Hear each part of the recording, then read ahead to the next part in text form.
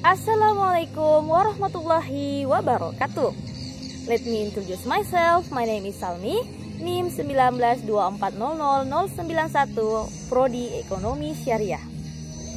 Pada video kali ini, saya akan menjelaskan mengenai bank yang memiliki aset terjumbo di Indonesia. Nah, video ini dibuat untuk memenuhi tugas mid semester dari mata kuliah Manajemen Aset dan Liability.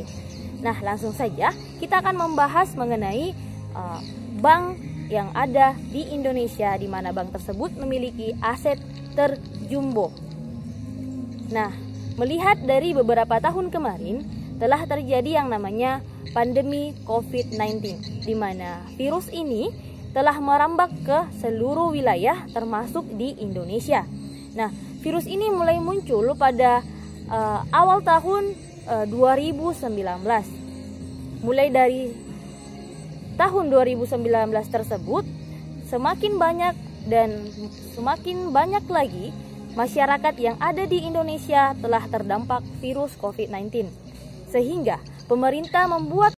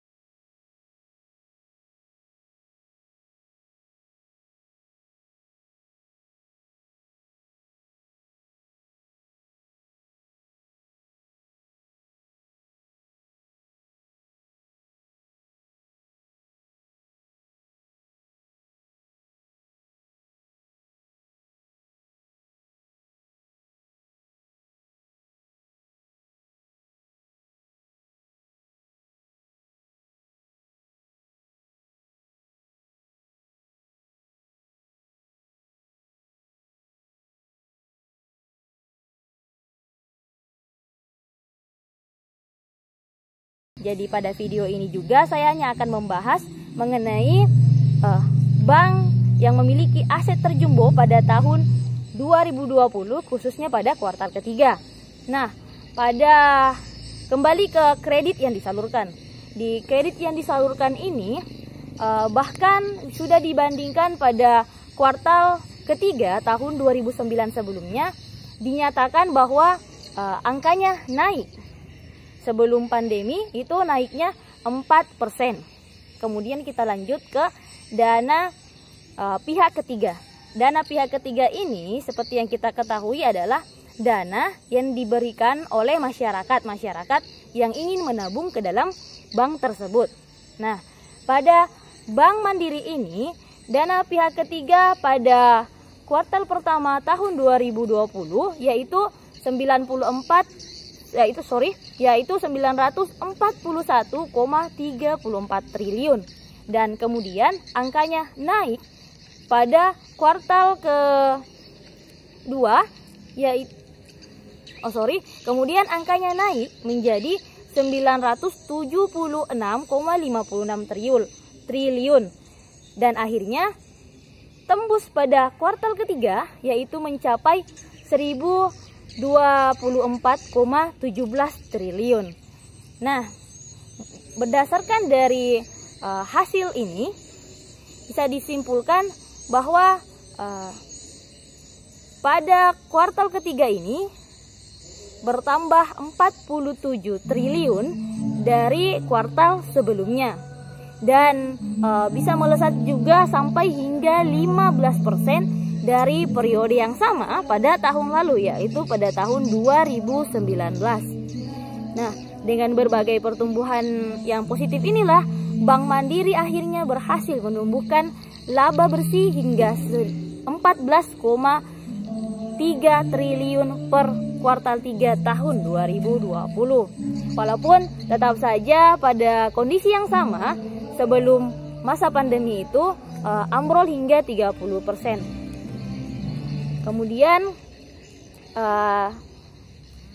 itulah tadi pemaparan saya mengenai bank yang memiliki aset terjumbo di Indonesia, di mana yang memiliki aset terjumbo kedua yaitu Bank Mandiri. Bank Mandiri. Nah, bagaimana sih strategi bank itu untuk bisa meningkatkan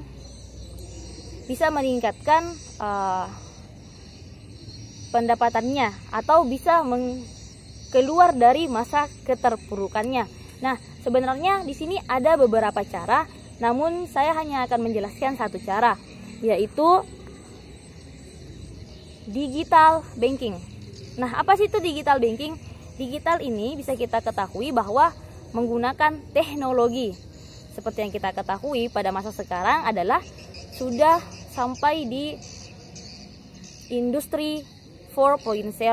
Nah, di sini digital banking, bank itu seharusnya membuat yang namanya digital banking, karena sekarang kita sudah dilarang untuk bersosialisasi, dalam artian diperintahkan untuk stay at home dan menjaga agar penyebaran virus COVID-19 ini tidak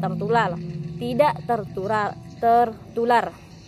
Nah, dengan adanya digital banking, maka para nasabah tetap akan bisa menabung pada bank tersebut, dan para nasabah juga tidak akan mengalami kesulitan ketika ingin keluar menuju ke bank, karena di HP atau di genggaman mereka sudah ada yang namanya digital banking. Itu merupakan salah satu strategi untuk memperbaiki memperbaiki keterpurukan oleh bank tersebut. Sehingga berdasarkan dari strategi tersebut, maka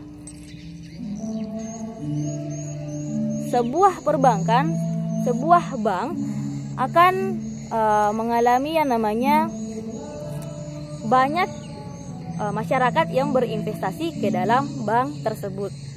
Namun dalam berinvestasi pula ada hal yang harus diperhatikan sebelum berinvestasi bagi nasabah-nasabah atau bagi perusahaan-perusahaan yang ada di luar sana. Oke, yang menjadi pertimbangan seseorang untuk melakukan investasi adalah di mana pastinya akan memperhatikan yang dinamakan IHSG, di mana IHSG ini merupakan singkatan dari indeks harga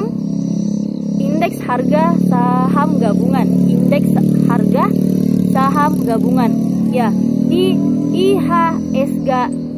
IHSG ini para investor akan melihat bagaimanakah indeks saham dari perbankan tersebut. Apakah indeks sahamnya dari tahun ke tahun meningkat ataukah dari tahun ke tahun malah menurun? Maka hal itu bisa dijadikan pertimbangan untuk melakukan investasi. Ya, jadi kesimpulannya adalah selama masa pandemi ini perbankan mengalami yang namanya keterpurukan dikarenakan pendapatan masyarakat berkurang, seperti itu. Namun menjelang tahun 2020 pada kuartal ketiga itu bisa dikatakan bahwa bank yang memiliki aset terjumbo kedua yaitu Bank Mandiri. Nah, Bank Mandiri ini bisa saja dia menggunakan strategi yang tadi, menggunakan strategi yang namanya digital banking, sehingga banyak investor-investor yang melirik bank tersebut untuk berinvestasi di sana. Nah, mungkin itu saja dari penjelasan saya. Mohon dimaafkan jika ada kesalahan. The last I say, al-insan bidun loga, qal aqwa bidun sumi, the human without language like scorpion without poison. Manusia tanpa bahasa bagaikan kalajengking yang tak berbisa. Assalamualaikum warahmatullahi wabarakatuh.